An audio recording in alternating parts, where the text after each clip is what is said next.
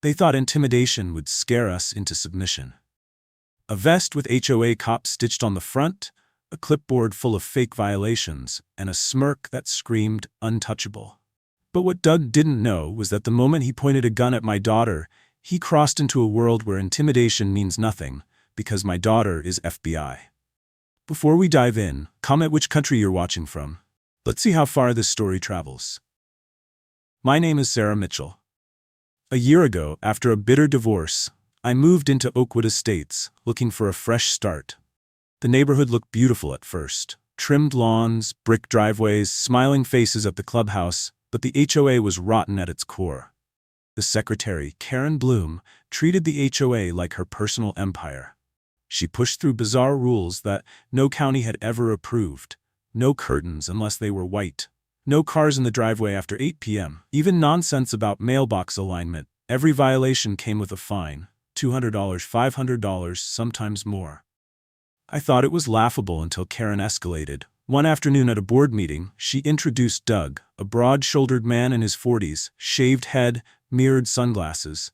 He stepped into the clubhouse wearing a black vest with big white letters. HOA cop. Karen's voice carried smug authority. This community needs enforcement. Doug is our new security officer. He'll be ensuring compliance. Murmurs rippled through the room. My jaw nearly dropped. Security with what authority? Oakwood Estates had no registered HOA with the county. No contracts, no deputies, no legal standing. This was nothing but a power grab, and Doug loved it. He strutted around the neighborhood like a sheriff, knocking on doors, shoving violation slips into mailboxes, and threatening people with escalation. The first time he came to my house, he barked at me for leaving my recycling bin out past 6 p.m. "One more time, and you'll regret it," he said, tapping the patch on his vest. It wasn't just me. He painted a red X on a neighbor's driveway. He told another homeowner her roof wasn't HOA approved and fined her $1,000. None of it held legal weight, but Doug's presence, his vest, and his attitude were designed to terrify.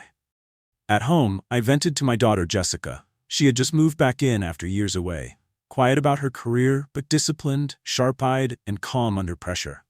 I didn't know all the details yet, but something about the way she listened to me made me feel like she was holding back far more than she let on. Then came the call that changed everything. I was out running errands when my phone buzzed. Jessica's voice cut through the line, urgent but steady. "Mom, there's a man pointing a gun at me." I froze. My chest tightened as her words sank in. Doug. It had to be Doug. And in that moment, I realized this wasn't just about bogus HOA fines anymore. This was about survival. When I raced back toward Oakwood Estates, the sound of Jessica's words echoed like a gunshot in my skull. "Mom, there's a man pointing a gun at me." By the time my tires screeched onto our street, the scene was chaos. Neighbors crowded their porches, phones raised, whispers and gasps rippling like static. And there he was, Doug. Vest stretched tight across his chest, the words HOA cop stitched on with laughable boldness. He paced our front lawn with a pistol in hand, sweat gleaming on his temple. My daughter stood on the porch, calm, almost too calm. Jessica's eyes were locked on him with the cold precision of a hawk. Doug barked out, his voice trembling between rage and fear. "This community needs order. You, Mitchell, think you're above the rules. Not anymore. I'll make you the example."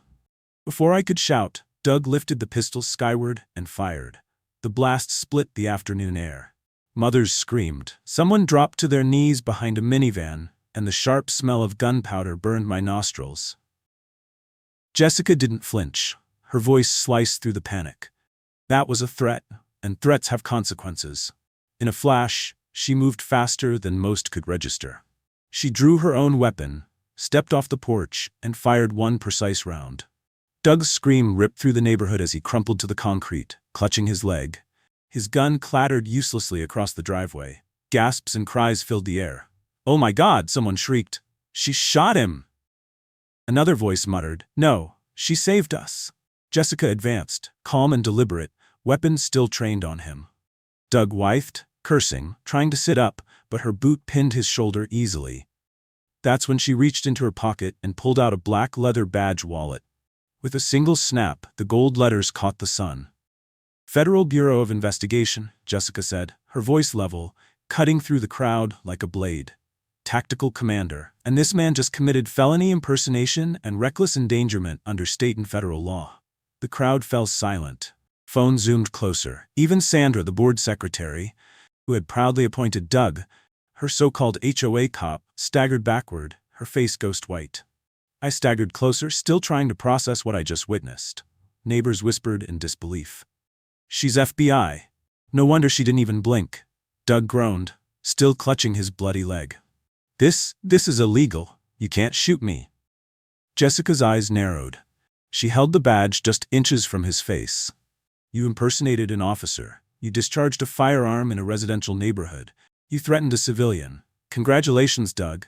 That's 2 federal felonies and a state weapons charge. And all of it," she gestured toward the sea of cameras recording, "is on video. If you're enjoying this HOA story so far, like and subscribe, because the story is only going to get better." The wail of approaching sirens rose in the distance. Jessica didn't flinch, didn't move. She kept her weapons steady and her badge shining as Doug squirmed under the weight of his own humiliation. And for the first time, the neighborhood understood. This wasn't just my daughter. This was the FBI. The flashing red and blue lights painted the street in chaos as deputies swarmed in. Neighbors stayed back but held their phones high, catching every angle. Doug, writhing on the concrete, clutched his leg and tried to bark excuses, but Jessica's badge left no room for doubt. The deputies secured Doug in cuffs, his fake HOA cop vest now a pathetic joke under the flashing lights. "Federal charges," Jessica told them flatly, her voice sharp as steel. "Impersonating an officer, unlawful discharge of a firearm, reckless endangerment. He doesn't walk away from this." Doug spat back. "I was doing my job. The HOA gave me authority." Jessica stepped closer, her presence towering over him. "No HOA has the power to arm citizens and call them police. That's a lie, and now you'll face the law for it." The deputies nodded grimly. One leaned down to Doug. "You're lucky she only shot your leg. Any other FBI commander would have dropped you." Center mass. The crowd cheered at that. Neighbors who had lived under months of HOA bullying now had proof their nightmare was collapsing. But it didn't end with Doug. Sandra tried to sneak back through the crowd, but Jessica's voice cut through the noise. "Deputies, stop her. She's complicit." Everyone froze as Sandra was brought forward, hands trembling. Jessica laid out the charges clearly. Fraudulent use of HOA funds, conspiracy to impersonate law enforcement, and authorization of illegal harassment. "You'll be explaining every dollar and every letter you signed." Sandra's face drained white as she was cuffed. Neighbors gasping at the sight. "You can't do this," she shrieked.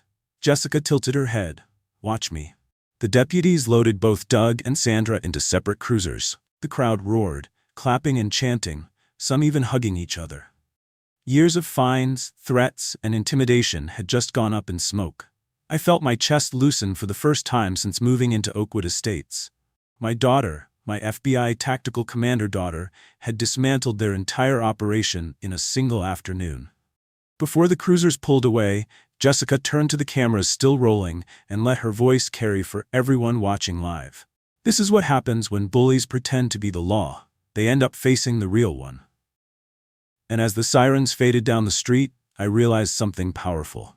Fear might have ruled Oakwood Estates for years, but courage and justice would never be silenced.